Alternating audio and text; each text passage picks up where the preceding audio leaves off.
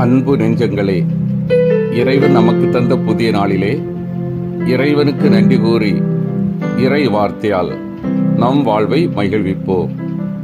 இறைவன் நம் அனைவரை நிறைவாக ஆசீர்வதித்து பாதுகாத்து வழிநடத்துவாராக. இன்றைய நற்செய்தி வாச சிந்தனை, இயேசுவும் ஆபிரகாமும். யோவான் நற்செய்தி நூல் பிரிவு 8, இறை சொற்றொடர்கள் 51 முதல் 59 முடிய. இயேசுவும் ஆபிரகாமும்.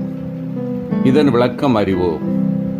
இப்பகுதியில் இயேசு யார் என்றும் கேள்விக்கான பதில் இன்னொரு கோணத்திலிருந்து தரப்படுகிறது. யூத மக்களின் தந்தை ஆபிரகாம் யூதர்கள் தம் தந்தையாகிய ஆபிரகாமை போல் செயல்படவில்லை என முந்திய பகுதியில் இயேசு குற்றம் சாட்டினார். இங்கு தாம் ஆபிரகாமுக்கு முந்தியவர் என்றும் அவர் தாம் வரும் காலத்தை முன்னிட்டு பேர் வகையும் மகிழ்ச்சியும் கொண்டார் என்னும் கூறி ஆபிரகாம் இஸ்ரேல் வரலாற்றில் தொடக்கம் எனில் தாமே நிறைவு என கூறி தாம் யார் என்பதை மீண்டும் ஒரு முறை வெளிப்படுத்துகின்றார். அன்பார்ந்தவர்களே, இயேசு தம் வாழ்வில் தம்மை பழைய ஏற்பாட்டின் பல தலைவர்களோடு ஒப்பிட்டு பேசுவதை புதிய ஏற்பாட்டின் பல பகுதிகளில் பார்க்கிறோம். சாலமோனை விட தாம் பெரியவர் என்றும், இறைவாக்கின யோனாவை விட தாம் மேலானவர் என்றும், தாவீதை விட மேலானவர், தாவீதுக்கும் தலைவர் என்றும் இயேசு தாம் இறைமகன் என்பதையும் வலியுறுத்தி பேசுவதை பார்க்கிறோம். இன்றைய வாசக பகுதியில் இயேசு உங்கள் தந்தை ஆபிரகாம் நான் வரும் காலத்தை காண முடியும் என்பதை முன்னிட்டு பேர் வகை கொண்டார்.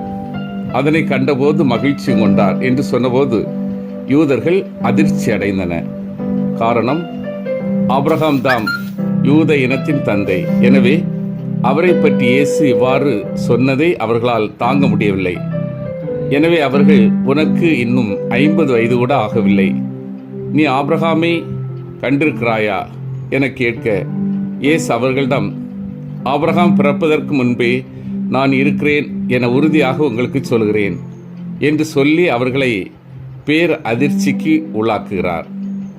ஆனால் இயேசு தாம் இறைமகன் என்பதையும் உலகின் தொடக்க முதல் தந்தை நெஞ்சில் வாழ்ந்தவர் என்றும் உண்மையை அவர்களிடம் எடுத்துரைத்தார். இதனை யூதர்கள் உணரவில்லை, ஏற்றுக்கொள்ளவும் விரும்பவில்லை. ஆனால் நாம் இயேசு ஆபிரகாம், ஈசாக், யாக்கோப், தாவீது, சாலமோன் இறைவாக்கினர் அனைவரிலும் மேலானவராகவும் தந்தையின் வலப்புறம் வீட்டிற்கும் நம் மீட்பராகவும் ஏற்று அறிக்கையிட்டு அந்த விசுவாசத்தின்படி வாழ அழைக்கப்பட்டிருக்கிறோம். சிந்தித்து தியானித்து செயல்படுவோம். இயேசுவை நான் புரிந்து அவரை எனது இதயத்தில் ஏற்றுள்ளேனா?